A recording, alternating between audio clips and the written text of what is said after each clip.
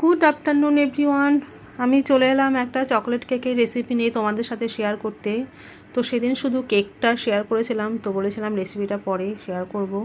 তো যদিও তোমরা সবাই রেসিপিটা জানো, তো আমি জাস্ট তোমার সাথে শেয়ার করছি।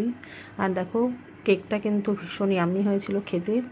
আর চলো দেখে নিই কী কী লাগছে পরিমাণ মতো ময়দা, ওই ময়দার মধ্যে কোকো পাউডার আর 1 চামচ মতো বেকিং সোডা, বেকিং পাউডার, সামান্য লবণ দিয়ে ভালো করে মিশিয়ে নিতে হবে। আর অন্যদিকে আর একটা মিক্সার রেডি করতে হবে।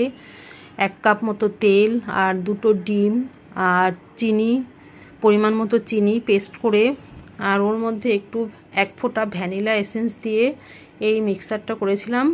আর অন্যদিকে একটু গরম জলে কফি গুলে রেখে দিয়েছিলাম ফ্লেভারের জন্য। তো কফিটা দিলে খুব ডিপ একটা ফ্লেভার আসে, ভীষণ ভালো হয়।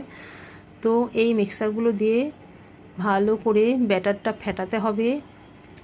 ভালো ফেটানো না হলে কেকটা কিন্তু ফুলবে না। আর অন্যদিকে আমি কেক ওভেনটা গরম হওয়ার জন্য বসিয়ে দিয়েছি।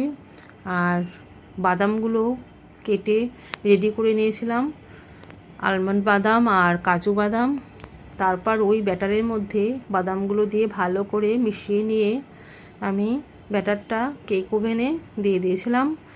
আর এই কেকটা হতে আমার টাইম লেগেছিল 45 মিনিট মতো। তো এই দেখো, কেকটা রেডি হয়ে গেছে, কি দারুণ ফুলেছে।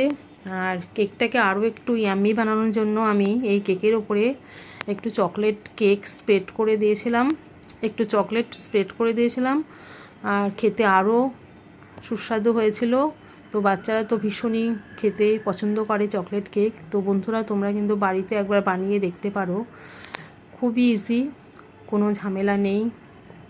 আর খেতেও কিন্তু ভীষণ ভালো হয়। তো বন্ধুরা, তো চলো আজ এই পর্যন্তই, আবার আসবো নেক্সট ভিডিও নিয়ে। টাটা।